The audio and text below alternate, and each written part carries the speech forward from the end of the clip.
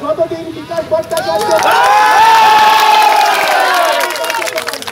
আইন মেনে কাজ করুন, নিয়ম মেনে কাজ করুন।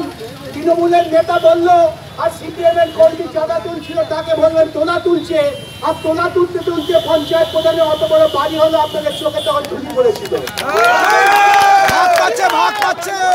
ভাই আমাদের বেশি খোঁচাবেন না, বিপদ হবে।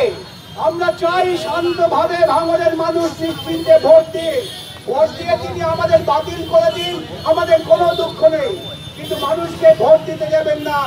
আর পুলিশ এসে বলবেন যে আমাকে আরামুল বলেছে তাই এটা করছি, তৃণমূলের নেতা বলেছে তাই এটা করছি, আর পরে বলবেন ওরা শাসক দলের, ওদের বিরুদ্ধে কি করব। ভাই আবার বিনীতভাবে বলি, সাবধান সাবধান, লক্ষণ রেখা পার করবেন না, লক্ষণ রেখা পার করবেন। ওদের সম্পত্তির তালিকা আমি করছি, এই সম্পত্তি ওরা কি করে করলেন, সমস্ত সম্পত্তি বাজেয়াপ্ত হবে, বাজেয়াপ্ত হয়ে ওদের রাস্তায় নামতে হবে। ওরা তাই ভয় পেয়েছে, তাই ওরা আপনাদের ভয় দেখাচ্ছে। আপনারা ভোট দিলে ওরা বিপদে পড়বেন, তাই ওরা আপনাদের ভোট দিতে দেয় না।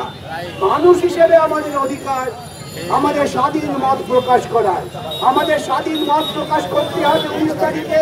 তারপর ওদের গুন্ডামির জবাব আমরা যা দেব আইনের ভাষাতেই দেব। আমরা গুন্ডামি করবো না, মারবো না, শুধু দৌড় করাবো। এই কথা বলে আপনাদের সবার কাছে নিবেদন করছি, আপনারা এলাকায় এলাকায় ফিরে যান, মানুষের কাছে গিয়ে প্রচার করুন, মানুষের মধ্যে ভয়টা কাটান, মানুষের মধ্যে সাহস ফিরিয়ে নিয়ে আসুন। শুধু বলবেন সাহস করে ভোট দিন, আপনার ভোট, তারপর যা হবার সেটা আমরা বুঝে নেব। আইনের হাত অনেক লম্বা, অনেক দূর যায়, সে পর্যন্ত আমরা যাবো। আপনাদের সকলের সঙ্গে থেকে আজকে ভাঙড়ের মানুষের উদ্দীপনা দেখে